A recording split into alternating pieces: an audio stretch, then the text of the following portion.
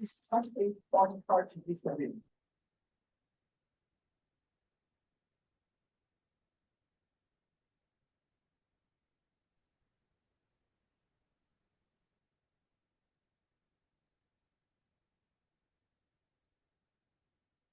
Hello, everyone. Can you hear me? Yes, I can hear you. Perfect. Trying to make sure that the microphone is on.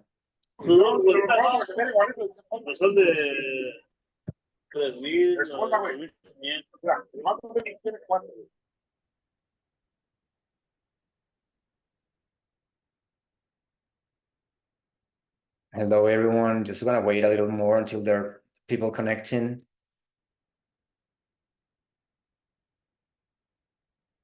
How's everyone doing? How was your weekend, guys?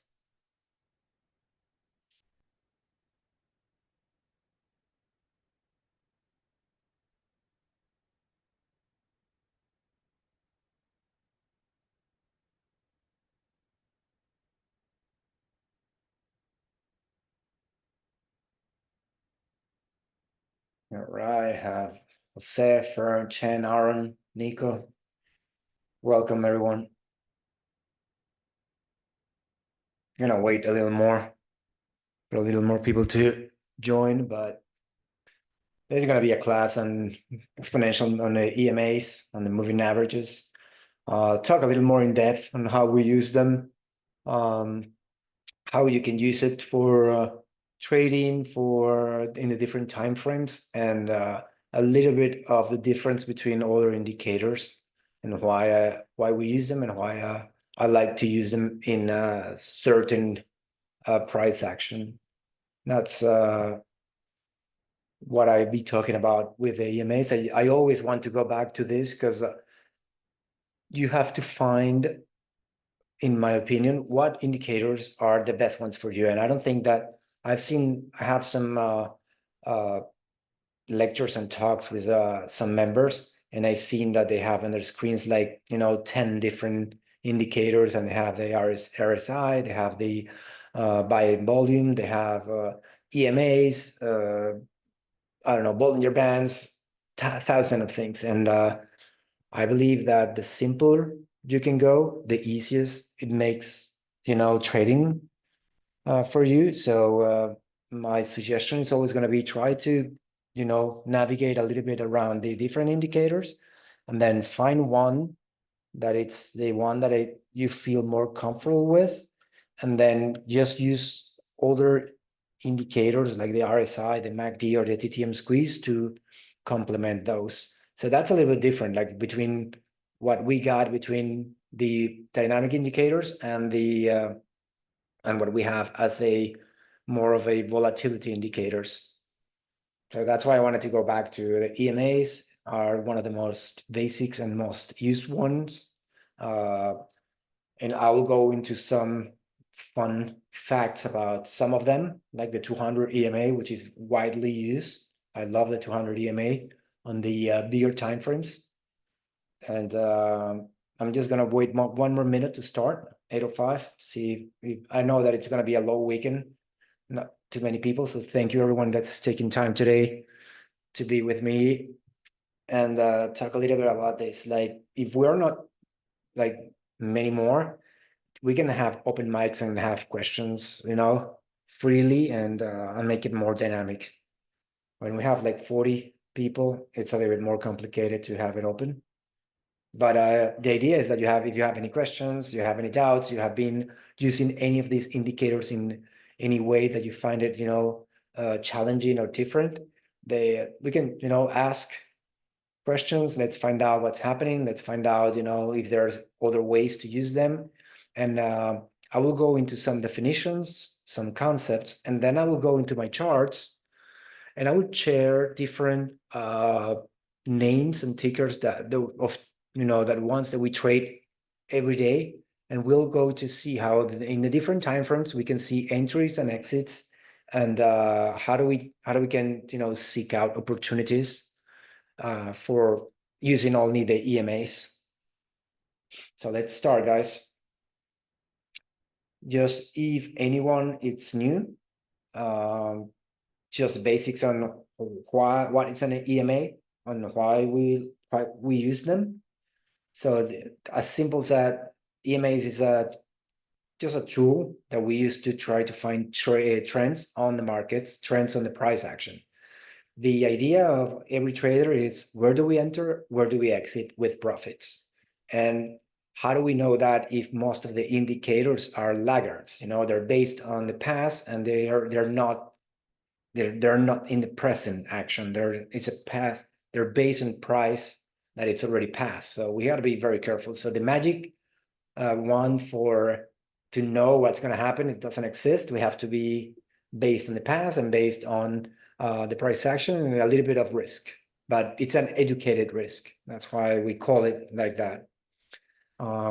They also help smooth our price data to spot buy and sell opportunities. That's what I just said in other words. And then, unlike regular averages, EMAs give more weight to recent prices. That's one of the main things that we have about the EMAs and why I like them a little bit better sometimes compared with SMAs is EMAs give more weight to recent prices. So they react a little bit faster and can give you a better view on where, if you need to get in, get out, a little bit faster than SMAs, which on the simple moving averages. So just a quick comparison on what the SMA versus the EMAs are. The simple moving average is equal weight to all past prices. So let's say that we have 10 days that we're trying to compare. Well, that's going to divide that, 10 days, they're going to add them and then divide it by 10. And that's going to give you the average for those 10 days price action. But in the exponential, it's going to give a heavier weight on recent prices. And then it's going to make it more reactive to the changes. And that's one of the things that we always try to find, right? We try to find how fast and how do we are able to make those entries and exits as fast as we can to not only try to search for an opportunity, but try to avoid any downfalls on our trade. One of the fun facts that I wanted to share is the SMA, it's known as like your grandma who always listens to everyone, but the EMA is more like your best friend who goes straight to the point. So your SMAs are going to be slower reacting. The price action is going to be, less volatile, but EMAs are going to tell you right away when there's a price, change, and either you are in a trade or you're trying to get in that trade, it's going to react quicker. And we'll see some differences as we illustrate and in some charts. A little bit what do we do with the 20 EMA and the 20 SMA, and we'll see how the reaction will be different. Yo, Empanada, I have a question. Since you were talking about EMAs, I was doing a different strategy attempt, and I tried the 9, the 20, the 72, and the 100, and as a scalper, it's been helping me out a lot. That's pretty nice. Why did you choose a 71, Norvin? It's the 72. Okay. Why did you choose a 72? Usually, pretty much change of trend dynamic. Okay. Yeah, that's awesome. We'll go to different ones. Normally the most common ones are the 9, the 20, the 21, or there's a little bit different between the 9, the 20, the 50, or the 10, the 21, and the 50. The 50, the 100, and the 200 always remains the same. Always. There's another tactic that or sort of study that sometimes some people use, that it will be the 13 and the 34, and we will go through them, and the 20 and the 50 by itself. But we will surf through those differences and see which ones give you a different sort of visual on where to get in and out. And it's going to depend on you guys, and it's going to depend on your style of trading. You have to understand that everyone has a different style of trading, and the style of trading is going to be different depending on if you are a scalper, you are a momentum trader, you are a day trader, you are a long hold trader, and you want to swing, what are your style? Like, I know that we all try to do a lot of, like a mix of everything, but normally people will feel more comfortable doing certain parts of their trading.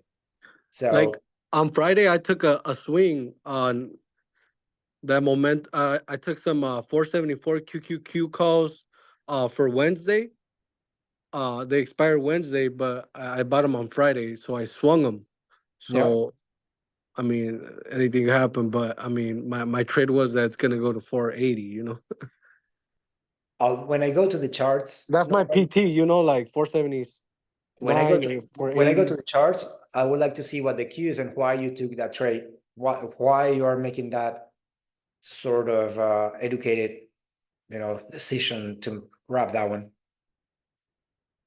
And it was not like far out the money. It was like pretty much in the money. And then it just like we had that huge hyper push, I call it, before it closed on Friday. It was pretty insane. But I mean, I still hold on to it. So, and I still have like 2 more days. So Let's see what's happened. Well, when we go to the chart, we will go through it to see why do you took it, where do you took it, and what the expectation could be. Because normally when we have pushes, we have pullbacks. So what's going to happen? It's the market going to keep going? It's the market going to pull back? Let's see. So I'm not going to go into detail here, guys, in the magic formula, because normally this is just for general information on why we need to have the formula. I will go into it's just how the formula is made on the last 5 days. And if I go here, this will be the formula and how do we use it to calculate. This is an example, why it measures these past 3 days a little more than it measures the first two when we do it on the 5 EMA. But I'm not going to go into detail. I just wanted to show how it's calculated, just because we don't need to calculate it. Thank God. We just, every brokerage system right now, trading system, you just go and download it, or you can just pick it up and it will show the lines. But if you wanted to go more into detail and see how it goes, this is the formula. This is what everything, like this is how the EMA in time it's calculated, and it will take the time with a smoothing factor of the 2n, which will be the number of periods plus 1, and then this is a fraction. It's not shown here as a fraction, and then you'll have it's going to be plus or less divided by 12, depending on the amount that we're going to have. But it's confusing. If we talk like that, it's different. So this is more or less how it's done and how it's going to be divided. And this is how do we calculate the price using, if the price using the 5-day price is going to be 61 right now, how do we calculate it, and how do we go back to that, the K factor that it's going to be multiplied for the price, and that's going to give us this. But right now we don't need it, because every trader does it by itself. So why do we use the EMAs? Why do we love them? Why it's one of the most commonly used? Well, they have a quicker reaction than the SMAs. They will give you the price crosses above the EMAs, so normally you will have, and this is how we use them for, I know that most of you know, but it's always good to see it again, see how, you can change sometimes the times and see how it works. Because for me, the most difficult part is to find which of all of these indicators is going to be the one that visually is going to help me, in my style of trading, feel the more comfortable that I can go blind every time that I touch the 20, and I buy calls, and if I'm below the 20, I'll buy puts, something like using the VWAP. So EMAs are very nice to do this, and then they track momentum. Since they are more weighted into the latest price action, their momentum, if they go up, that's caught in the momentum, it's catching the momentum that it's going up, or if they start crossing one another one, obviously the momentum is that we're falling down, and you got to trade accordingly. Here, I have like better charts or slides that are going to show you. I just wanted to show a little bit how you can see a little of the crossing. The blue line here is the 20, The yellow line, it's the 50, and the red one is the 200. And you can see how clearly, look at the price action, it's on top, on top, on top, on top. And then all of a sudden, of course, that it, like if I see my level here, my fixed level, I know that this is a double top. And if I have a rejection of this double top, I gotta be careful on, you know, a pull back or a pull down. But if you see here the crossing and you're looking for another help to let you know that, you know, we're falling, you will see the 20 crossing above the 50, and the price action is actually, you know, resisting below the 50. And this is just another sort of indicator that is going to help you say, okay, we're dropping right here. We're not coming back up. And of course, we went all the way down, held the 100 EMA, and then you will see this is we tried to go up in the pre-market, but then we have another crossing down again. We have another crossing all the way down, and then we have the upper crossing. They have the 20 crossing above the 50, and then the price action is trying to grab, you know, trying to find some consolidation above this level here. But this is just a little chart that you can see how they work, and we'll go more into detail when we go to the TOS. So how do we use them? Normally, we have, you know, these sort of uses. When we have a short-term EMA, 9 days or less, the cross above a longer-term EMA, being the 21 or the 50, it's a buy signal. So when a shorter EMA crosses above a longer, you know, the small one crosses above the larger EMA, it's a buy signal. When it crosses below, it's a sell signal. So here we have the 21 crossing below the 50. So here's your sell signal right here, and this will be your buy signal right here. And we'll go into more detail. And then when the price crossing above the EMA, you have the bullish trend, and the price crossing below the EMA, we have the bearish trend. So what do we mean about the price? Well, we have the EMAs crossing each other, right? But here's the price action. So you see the price action is on top of the 20.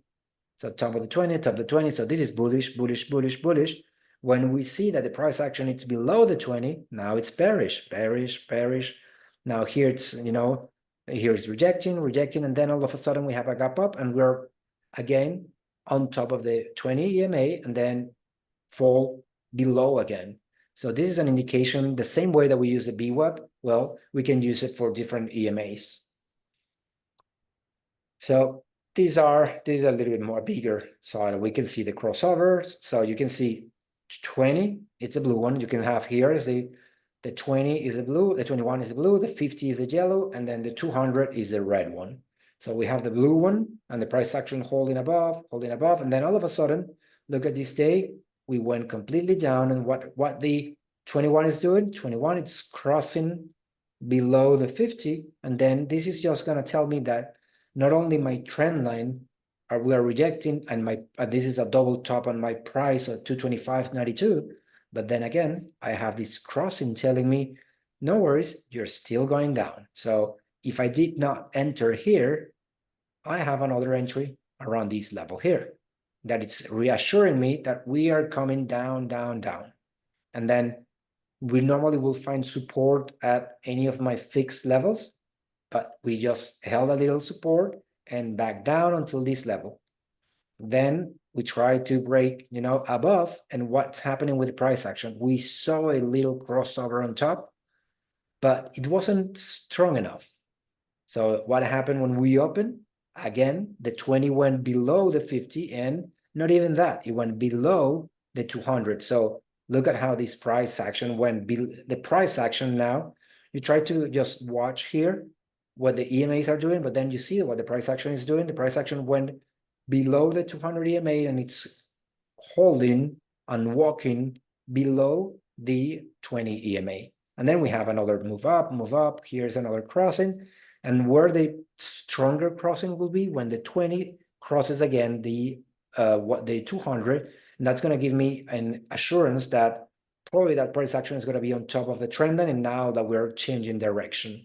So there's many ways on And it's not easy that how many things do we need to see? Because you see, I'm looking at the I'm looking at the lines, I'm looking at the price action. This price action is red. What's happening with this? We have to sort of educate our eyes on what's happening. Let me see, we have some questions. What time frame is that chart? This time chart, it's in 1 hour, as you can see here. And looking, this is a bigger time frame, so you can see how, depending if you're swinging or we're moving, how this price action moves.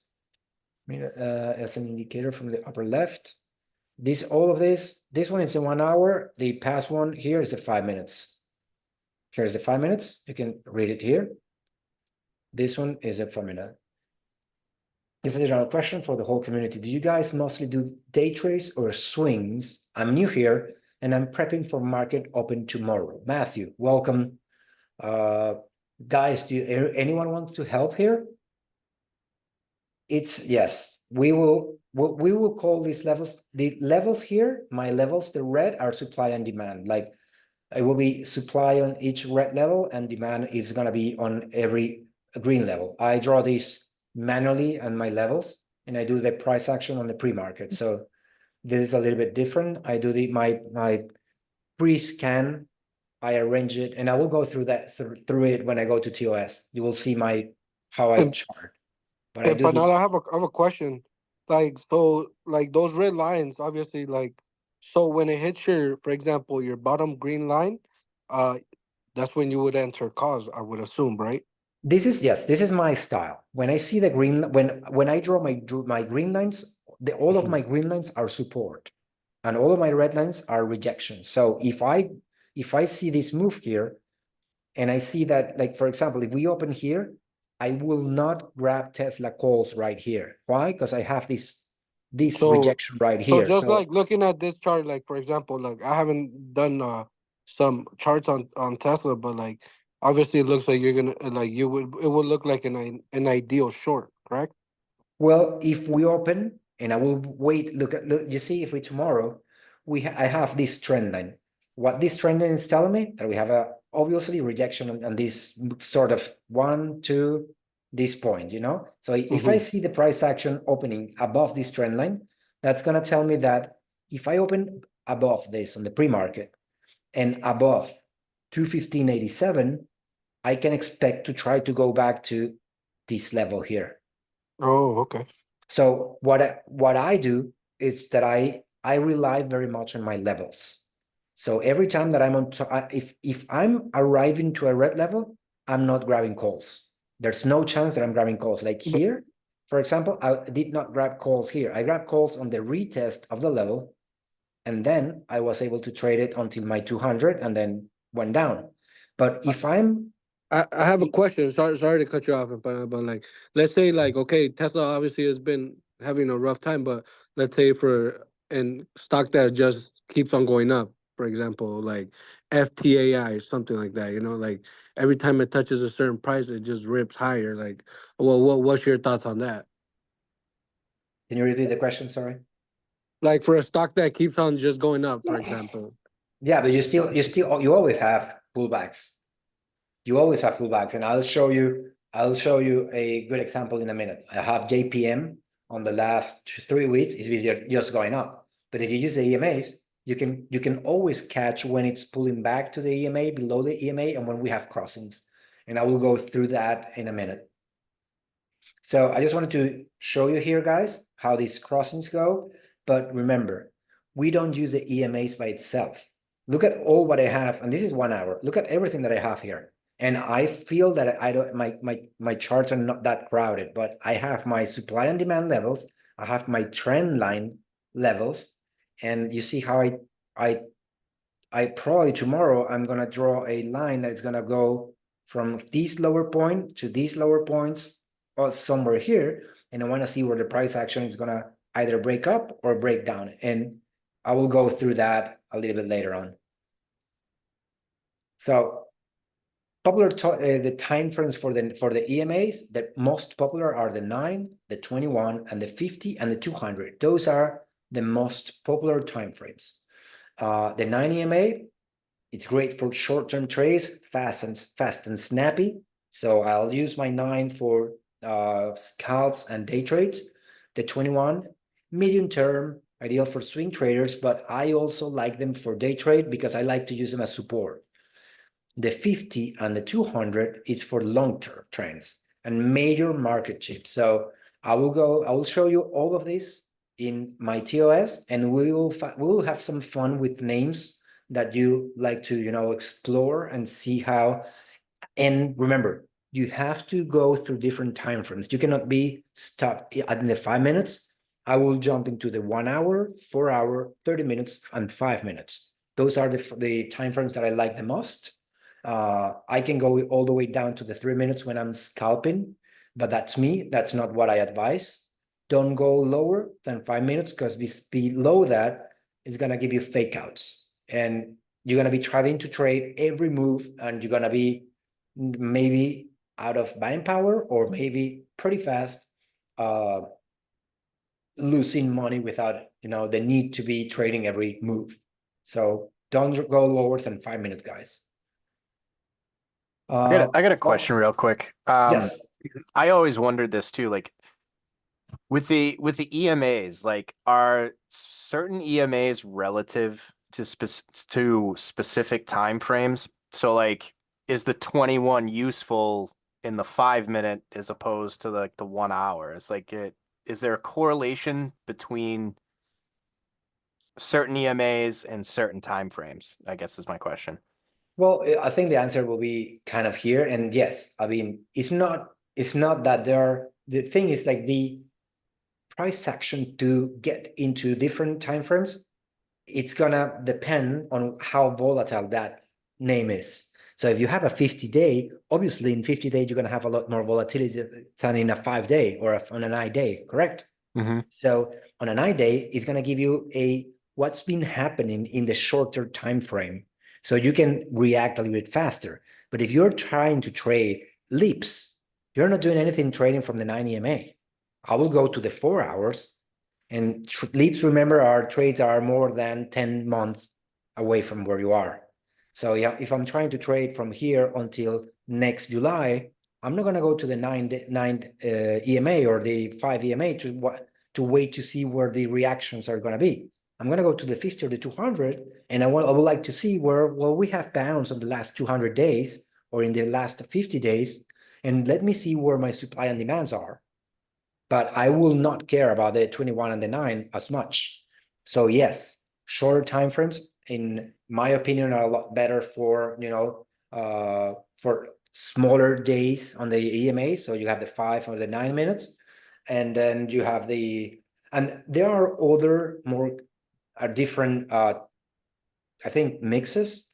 There are older schools that they use different studies, and they use a mix of the 13 and the 34, and this is more of Al Brooks, and there are some of the guys that they're kind of invented all of these indicators, that they have different ways of seeing it. But if we don't want to complicate ourselves too much, you can make it simple with 1 or 3 EMAs, or as I said, I love to use the Bollinger Bands, and Bollinger Bands for me are pretty nice. But then I use the VWAP too, because I use the VWAP in a certain way. Whenever we are on top of the VWAP, I'm bullish. Whenever we are below, I'm bearish. That's it. That's it. That's what I use the VWAP for.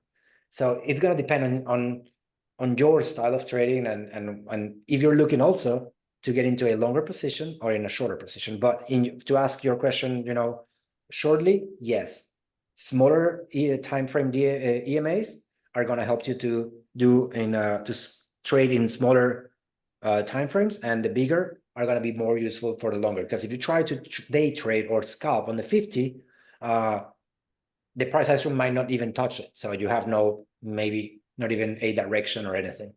Yeah, so like basically like the 50 and the 200 won't be so relative, say, on the 15-minute time frame. Well, it depends. Because sometimes when we have some moves like some of the moves that we have in the past, when you have a big flush and you go below the 50, what you want to do is not maybe stay on the 5 minutes and see if we broke the 50. You would like to open your time frame, zoom out, grab the 1 hour, grab the 4 hours, and see what's the price action. I mean, where's going to be if we broke the 20 and the 21, where's my next bounce? Or where is my next support?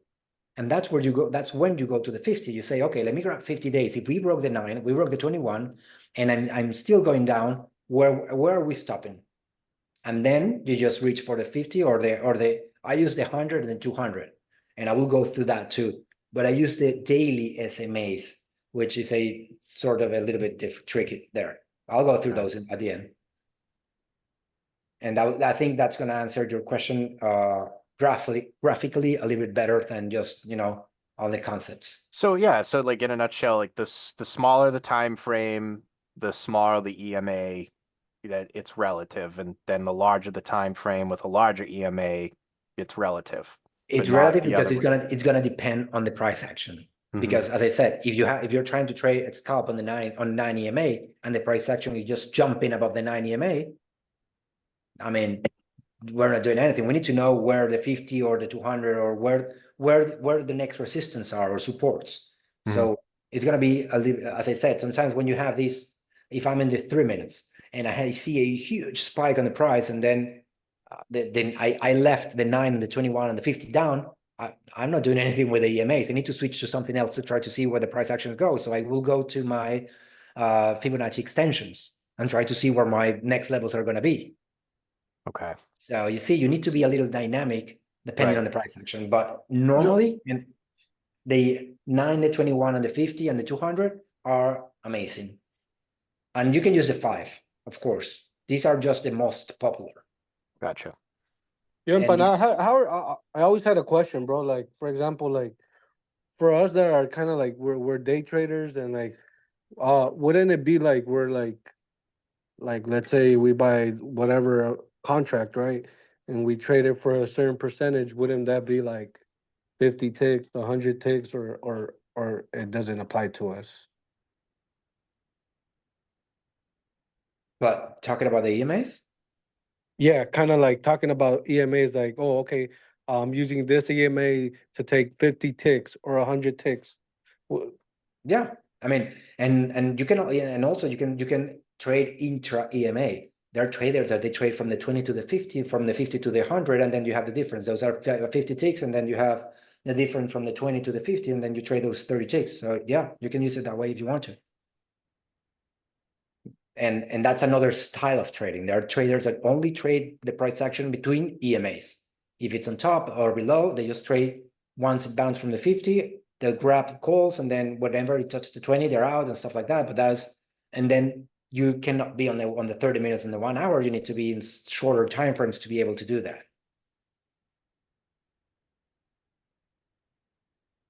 So here are the more popular, these are the most popular EMA strategies. We have the cross and the bounce that we saw, and we will go through that in more charts. But then EMA, as I said, the cross, just how the short cross the long. So we have a bullish signal, or the opposite is just a bearish. And then when we bounce, sometimes we just walk on top of one of the EMAs, and that's another way. Every time that we touch the EMA, we should be out. And every time we have more space above the EMA, you can be more comfortable to keep holding. But then you have to base where you get out based on your fixed levels or your supply or demand, or if you're using any other indicator like the RSI, the TTM squeeze, or the MACD, you can use those to help you, know when you need to get out too. So here's a little sort of play that I did. So when you see the crossovers, you see blue one, remember, blue one, 21, yellow, the 50, 200. And these, you can change these colors to the colors that you like. I did these colors by myself because I like these colors. And that's how I use them on my charts normally. So the yellow ones are going to be crossovers. So you see, you have the 20 crossing on top of the 50, and look at how beautiful this NVIDIA price action was all the time, all the way on top, on top, on top, on top, until here. So you could have traded this crossover here, like when it crossed and you grab calls, and you don't need to worry about anything until you see Just another ride them out. touch, correct.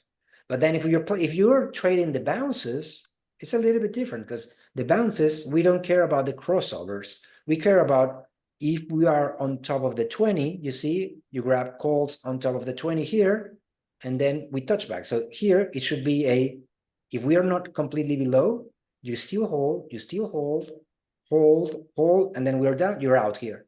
So that's how the price action keeps, even though if we have a look below, we don't have any 1 hour candles below. So you can still, hold, and then here when we open candles below, that's when you get out. But also remember, you don't need to just be out, you can trim. So if you grab it here, you can trim, and be out completely if you want to. Because the more extended you are from your EMA, the higher probability that we're going to come back to it. So you have to measure it. So this is just a little sort of visualization of how to do it. So to make it a little bit easier, guys, pros and cons of the EMAs. What are the pros? Well, it reacts fast to new data. It's great for day trades focusing on short-term trends and helps capture quick buy and sell opportunities. The cons, it's sensitive to whipsaws and in volatile markets. And then it might generate false signals in markets that are choppy. Why? Well, because if the price goes up and down, you might take a call thinking that we're going to keep going up, and then we just come back down. So that's why we use our stop losses. We have to always use our stop loss to be, very careful on how that price action is going to be. And the tip, why and how these are better used when we combine them with other indicators like, let's say, the RSI or the MACD or the TTM squeeze or whatever other volatility indicator that you like to use.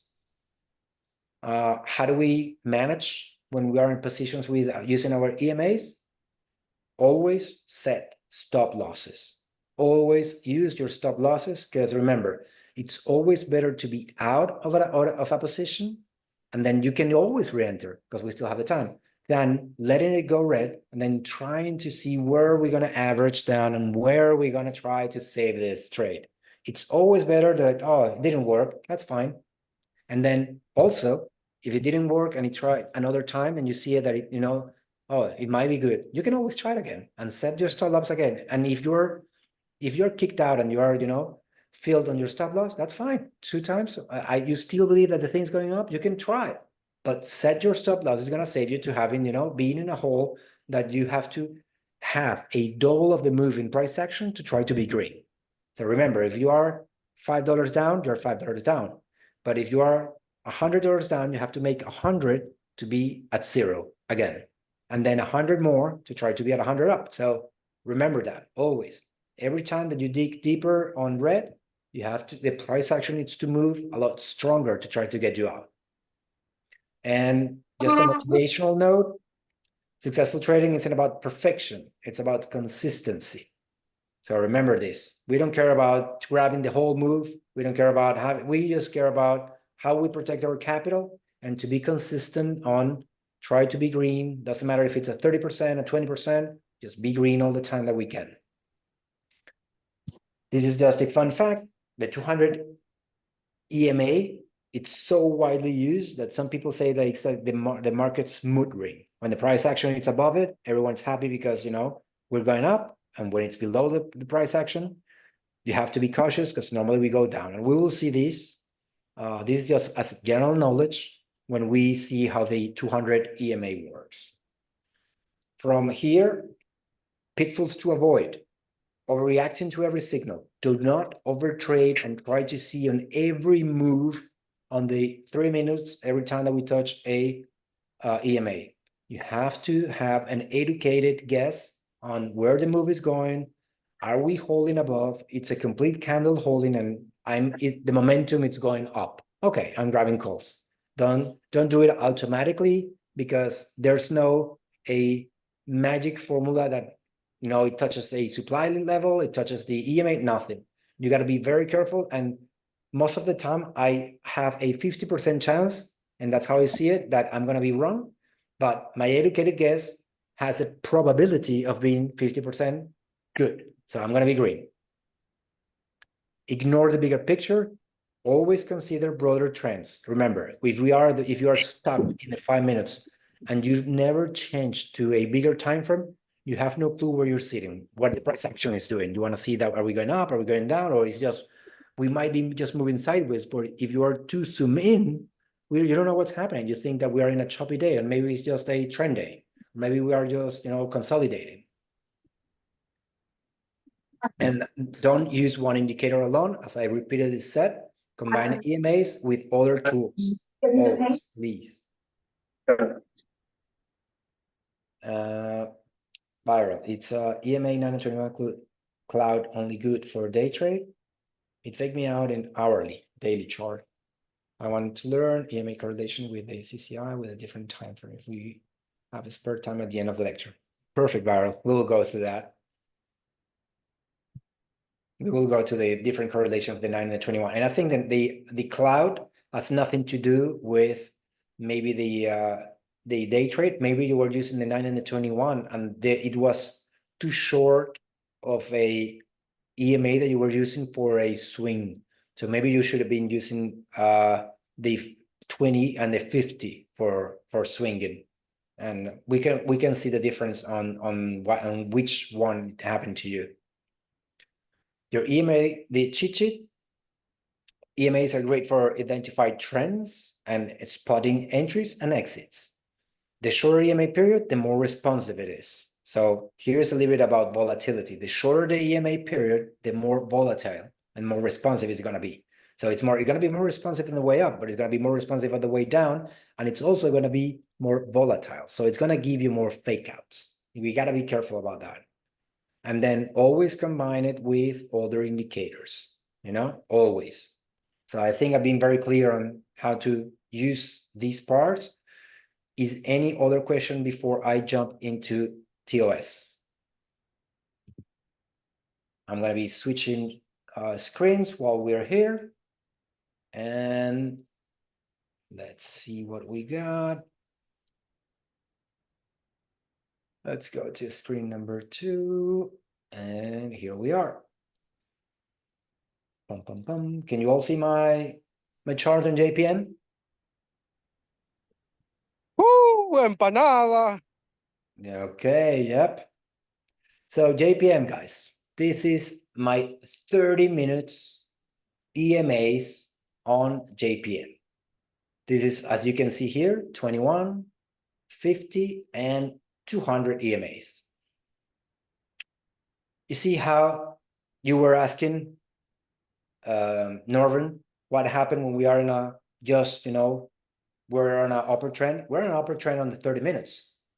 But if I go to the 5 minutes, I'm not in an upper trend here. I'm moving around my indicator. So I have my 50, my 20, and I see how I'm moving along these ones. But note, I have here the 50 and the 20, and I can switch this normally to my B bands, or I can just switch this if I want, and I go to my studies and I just load my studies here to I want to reach for my 9 and my 21 if I'm getting my shorter time frame. So if I'm on the, let's say the 5 minutes, you see, I can be using only the 5 and the 21 for my 5 minutes. And then I can have my I can have my 30 minutes with my 21, 50, and 200. So what this is telling me on this chart, this is telling me, okay. Empanada. Yes. Like before you continue, I heard something about financials like BlackRock, like Goldman Sachs, JP Morgan. I heard they have good returns this month. Yeah, all of them. Well, yeah. Have you seen the financial? Have you seen? Look at the XLF. XLF. Look at how it's been going up and up and up. Everything. So banks have been doing great. That's why I've been playing Bank of America for the last 2 weeks. But let me go back to here and see these guys. Look at this on the 30 minutes. Look at how we were. I'm gonna grab 1 hour here, and I'm gonna grab a little more. I'm gonna expand this. I'm gonna grab 30 days. Look at this. So look at this beauty here. Look what we got. So we know that the red one is the 200. Yellow one, it's a 50, and I'm on the 21 here on the blue one, correct? So look at the price action. What the price action did here, it broke below the 50, it broke below the 21, and it hold on the 200.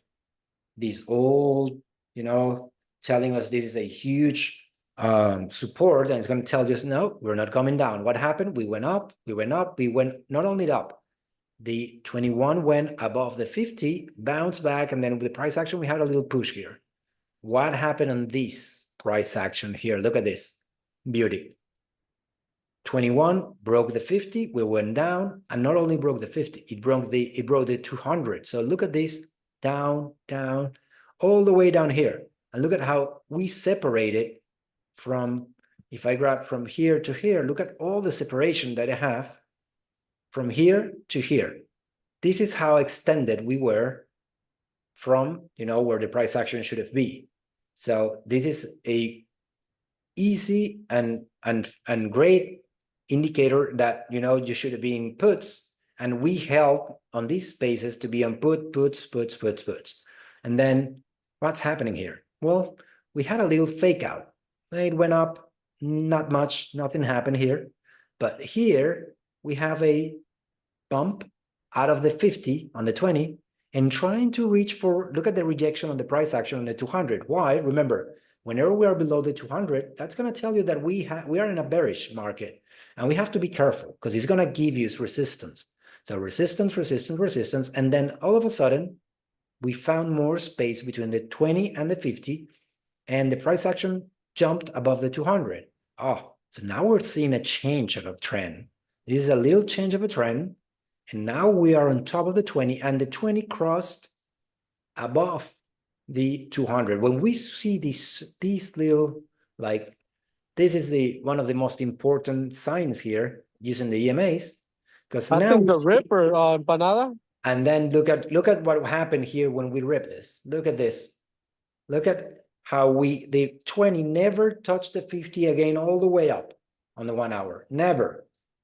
And if you were in that position here, you can just keep holding. We're not, from here all the way here, we're not touching, nothing.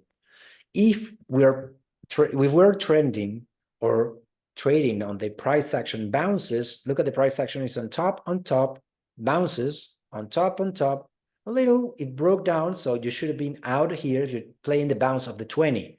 If you're playing the bounce of the 50, when it bounced here, never touch until here. This is another entry. Never touch until here, another entry, all the way up. So you see, guys, there's different ways that we can see this. We can see how the EMAs are crossing each other, but look at the price action. And this is to answer, I think it was Mike's question. I think there's the same example as like what you're demonstrating right here with Walmart. Yeah, let me check. Something, so yeah, could be let me shrink the price action here. Look at this. But you see, look at this in Walmart. Look at what happened here.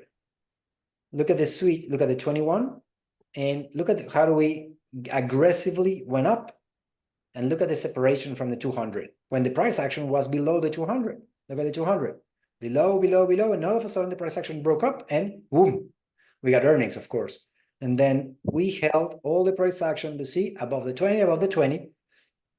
We're resisting on the 50, still good. 20, resisting on the 50 and up again. So you see how useful these guys, this is visually. I mean, it will help you know that if you grab it on the 21, I can hold here, I can hold it, I can hold. Let me trim just in case it went up again. Okay, I can keep holding. Let me trim. Did we broke below the 50? So the 50 can work as your stop loss. You can see, like, if we don't break below the 50, I'm still in. If we don't break below the 50, I'm still in. And you're still in, and you grab all this price action on here, or you have grab an entry. You could have grab an entry here after, we don't trade these pumps, but we trade the entry here, we trade the resistance here. And if I go to the 5 minutes, let's see how that looks. If I go to the 5 minutes and I want to grab more days on the 5 minutes, I'm going to grab 30 days. Let's see what happened here in the 5 minutes? Where did we bounce?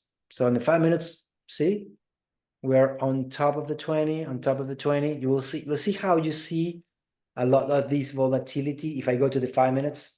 So for Michael, I think is if you see this, you see how it went up and down, up and down. So it will fake you out if you're on the 5 minutes. But if I go to the 1 hour, again, just telling me that I just need to grab calls here and forget about it until here, and forget about it until here, and forget until here. So in which time frame are you looking your price action? And that's going to make a lot of a difference. And how many EMAs are you using? It's going to depend on, you see, if we break this down and it passed the price action, the 21 and the 50, we need to know where it's going to hold below this. So okay, I have the 200.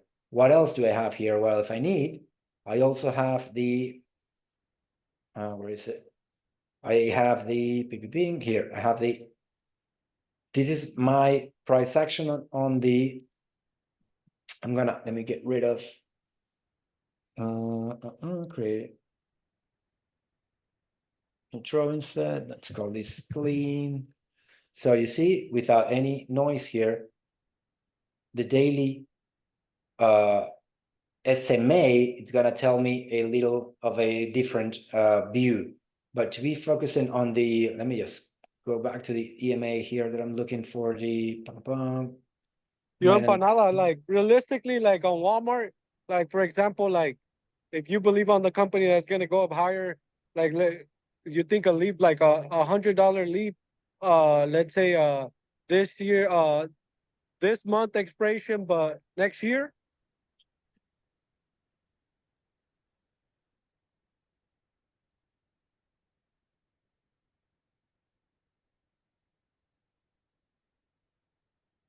There you go.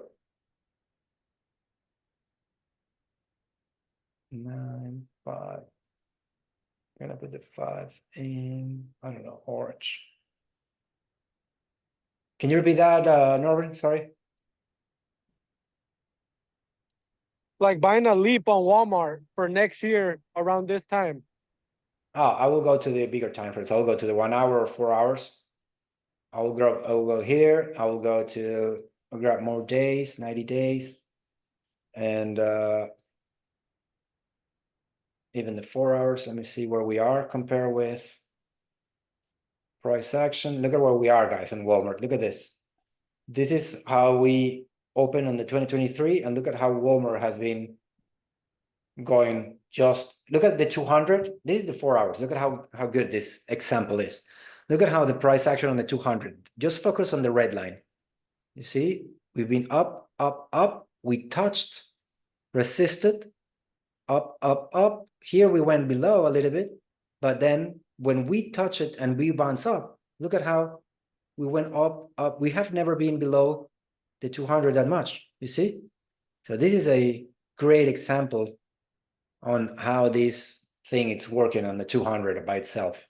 I love it. I really like it. And then, but this is on the low. That's why I say, depending on the time frame that you're looking to trade. If I want to day trade it, I added, this is the 5. So you see the 5 EMA, the 9, the 21, the 50, and the 200. So what's this is going to tell me? Well, I need to choose where the price action is going. And here's where the answer to use the other EMAs is just because the 50 and the 200 are going to tell me some resistance levels in a shorter time frame. Just to know if I'm touching where the price action average on those last 200 days. So it's going to help me know, okay, I'm resisting, we might bounce from here, but then you need to guide yourself with 1 or 2 of any of these crosses or the price action. It gets tricky here, guys, because you have to be very focused on I'll zoom in and try to see where the candles are bouncing and see where the price action is. Sometimes I will go, have you seen my studies? I have different study sets in here, and you see how I got the 9 and the 21 by itself. I got the 9, the 21, and the 50. So depending on how the volatilities, you can go to the 13 and the 34 by itself. And this is one that River likes. And you only care about the crossings. Every time that it crosses the 13 on top of the 34, you're bullish. Every time that it crosses down, you're bearish. And that's it. 13 and 34, you see how we cross up, you're up, and that's it. And you forget about having too many. And that's some of the differences that they are on using indicators. There's a bunch of different mixes on how to use indicators. And then you need to choose one and get used to it and use it. I'm using, for example, here, normally the B bands. So when I'm here, I use my Bollinger Bands, and my Bollinger Bands are somewhere around here, my B band here, and you see how my B band is set here. And I keep watching whenever the price action touches down, when the price action touches up, down, up, up, up, up. So that's another way of using it. And those are different combinations on how can you use those. And if we go to NVIDIA and we go to our EMAs, look at how using our EMAs can help us on the last day of trading. You see, so what happened on NVIDIA on the 5 minutes? Well, we went up. So we got the crossing of the 13 above the 34, up. But when you see the 13 plateau, like, how do you know when to get out? And then I need to know like where my levels are. And here's where you need to be, careful on. I know that every time when I'm touching around this area, unless I see a full candle open positive up, like this one was not positive. This one was positive, not really. It went up, and this is a bearish change of direction candle. So I'm out anywhere around this area. And then when you see this one down and rejection and rejection and rejection, you know that you're grabbing puts. But then you have this crossing telling you, yes, you're correct. We're rejecting and we're going lower, and we're going lower. And then we have resistance and up and down, and we start playing this game on and on and on and on. Then if I go to the 1 hour, I can always go back to here and try to see how the price action is going to react to crossing. We're down, down, down, down, down. And in the 1 hour, we're still negative because we're on a downward trend on NVIDIA. So if you see NVIDIA, so far, what's happening to the price action in the 1 hour? Well, if you want to chart NVIDIA like this, you can see that, do I like this one or I like this one, maybe better. So maybe something like this for now. So maybe I'm just trying to see what's going to happen tomorrow or in the pre-market. Are we going to hold this and try to change the direction? Or are we going to trade sideways, or are we going to keep going lower? And these are ways to see how this is going to work. You think NVIDIA gets they buy it back up? Which one, Baba? No, NVIDIA. Oh, NVIDIA thing is going to, I don't know what's going to happen. I have no clue. I mean, it should go up. I think it was, but look at this price action, guys. I mean, if you go to the 4 hour, look at this. We went up here. This was a sort of a down, sort of like a double top. Look at this trend. We broke it all the way here. You see, this is my chart, and this is my charts. This is how I trade.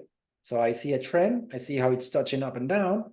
And then here, you see, I know that for this day, we open up. And if I touch this level and I break this trend line, I'm coming down. So we're in puts. And then again, and again. And then I know that if we are on top of my trend line, and we hold above, look, we are in calls. And then again, look at what happened here. I tried to reach here in the 15 minutes. I did this sort of triangle.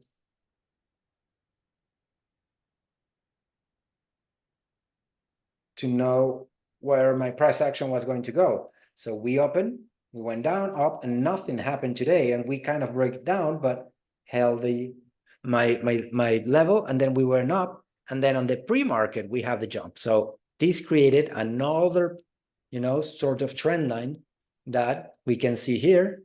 And here's where I start finding, you know, new lows, new highs, new lows, new highs, and a little of consolidation, double top, but we don't see it on the 15 minutes. We see it on the 1 hour.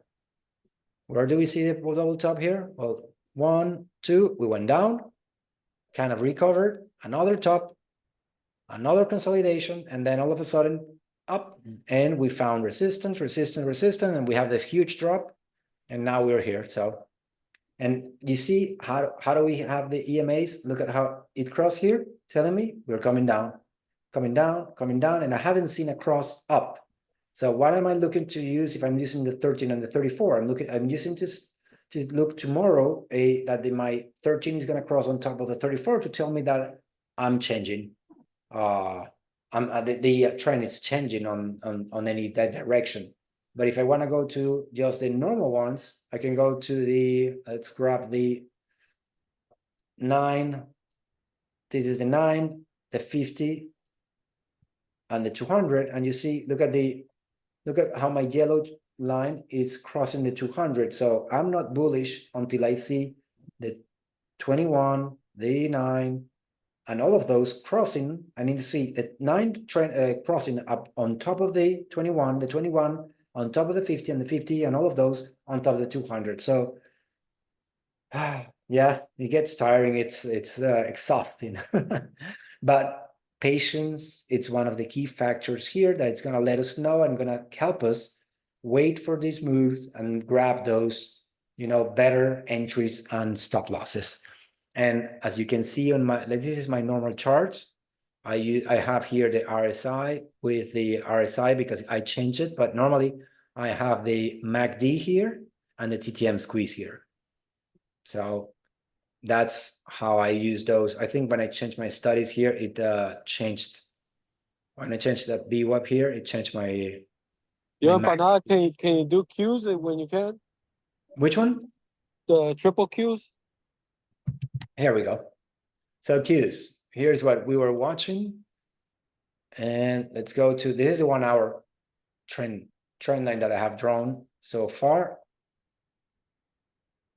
So you see, we had a clear one. Look at this move here. We touched here, and let me show you where this is coming from. All right, more days, 30 days.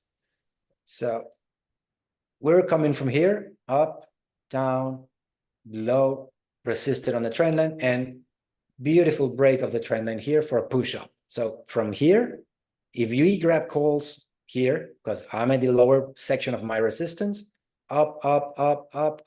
This was the trade of the week or the 2 weeks on the longer time frame, of course. So were you scalping this, or were you trying to hold for all of this? Because then you need to have a 2 week out calls for Qs to grab this stop here. Why do we stop here? Because we are stopping here too. Remember, look to the left and we will find a resistance here. Where are we resisting?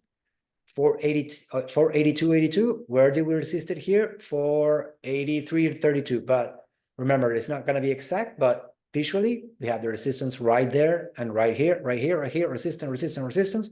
We went down and now we're starting this sort of low trend. But on the downward trend, we have a look above, did not hold this level, went completely down. We gave everything back, open exactly where we open, closed where we open.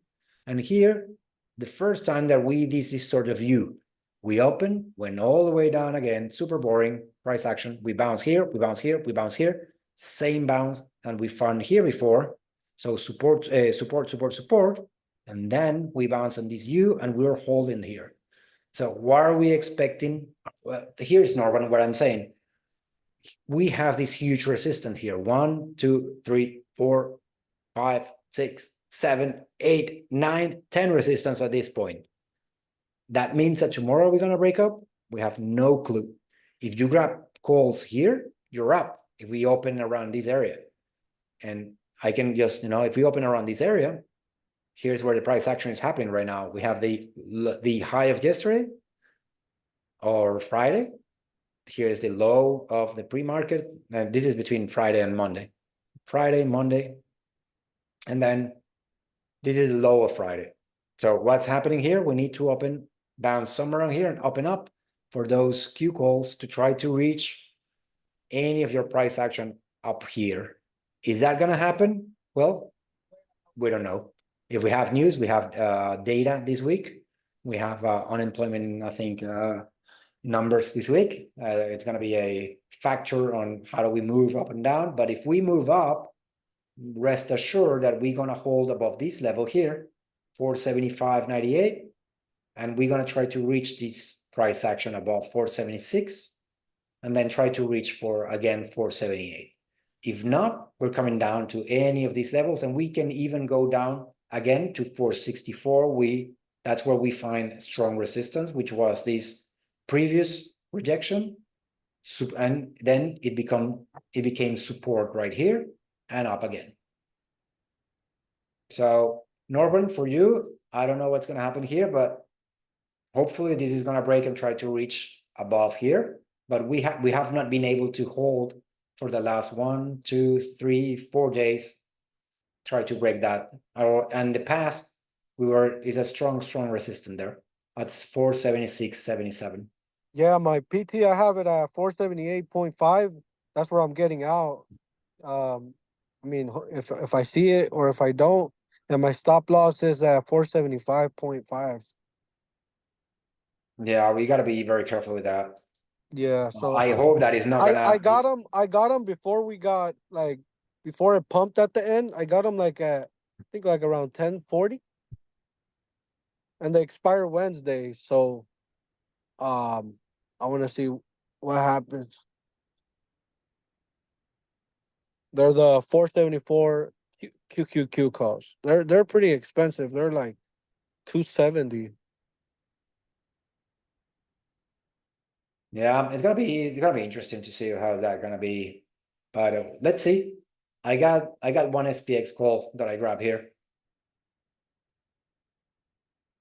and right now it's around 230% up. So let's see if this. I grab it to see if if price action was going to go up, and I got impressed that the thing really went up. So I'm still holding, and I'm hoping that it's gonna be. It can up and higher and try to make more around here. Yeah, that Q call, I'm up like I think like $110. It closed on Friday. It was like 34%. So it was not bad, but I mean, who would have thought it was gonna like rip up like that, like $1.50? Yeah. Let me see something here if I can post something here.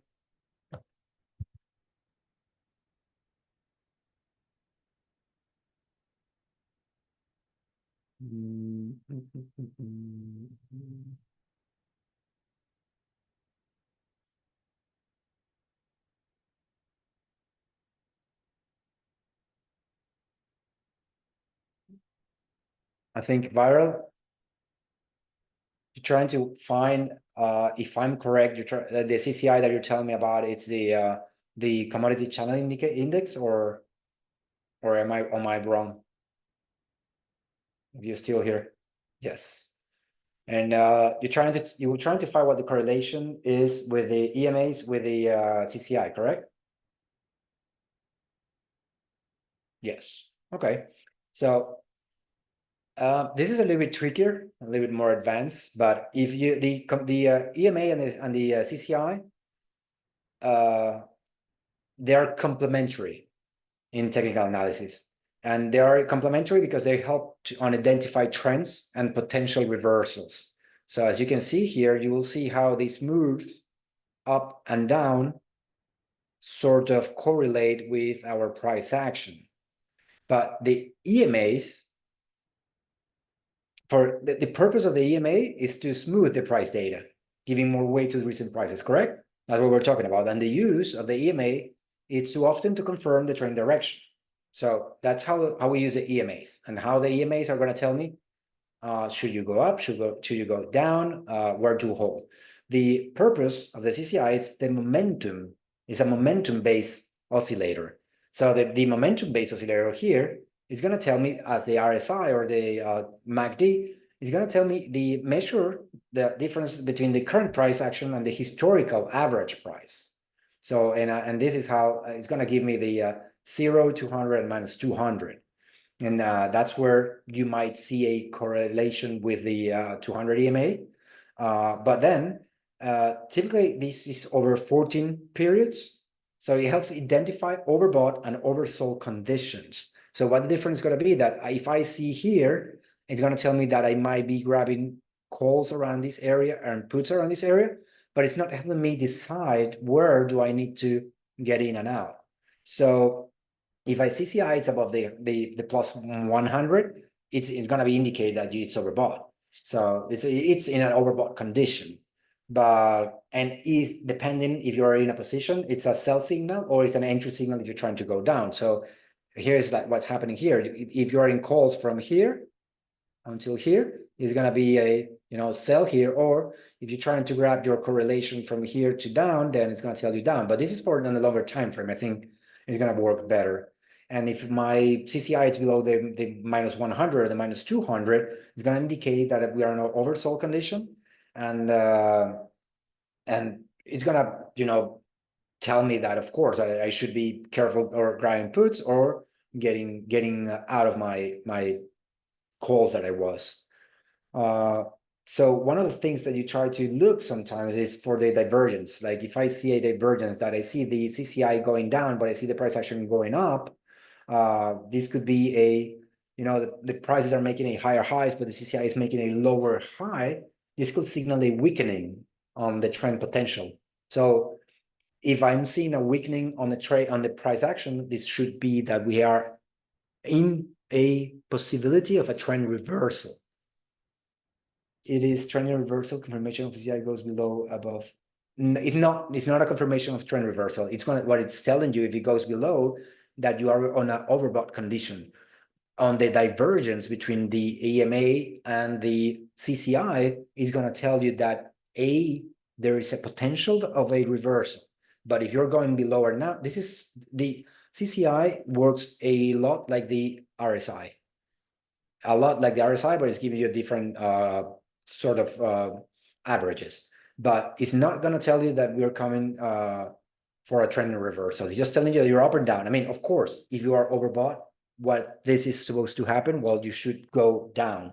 So is it technically a trend reversal? Yes, but it's not specifically. It's just telling you that it's overbought. And if we are down here, it's just telling you that we are oversold. So not necessarily the trend reversal is going to go. But if you see a negative divergence compared with the price action, you see the price action going up, but then you see this coming down, then a potential reversal is going to happen. So as a sort of a summary, you see, while the EMA is going to help you to understand what the broader trend and smooth out the noise, the CCI is going to provide more detailed insight into the potential if you are overbought or oversold, basically. So the working in combo is going to give you a more precise timing on your trade execution. But if for trend reversals, I like to use maybe the RSI, or in my opinion, better than the RSI is going to be either the TTM squeeze or the MACD. In my opinion, I don't use the CCI, but it's a great question, and thank you for asking. This is a little bit more of a technical question, but great question. So thank you very much for that. And it's a great tool that you can use. It's very powerful if you are, pay very attention on where you are compared with the guides that we have here. All right, guys. Thank you everyone for being here for the EMAs. I hope that you have a new uses and a better understanding of how we use EMAs. Thank you very much for spending this day with me and late at night. And I hope that you have a great Labor Day, and if you have any more questions or doubts or while trading, just let me know and DM me, and I will be glad to help you. Have a great night, everyone. And remember, any more questions, just DM me, because we run out of time. And let's have a great, short week this week. Take care, guys. Thank you.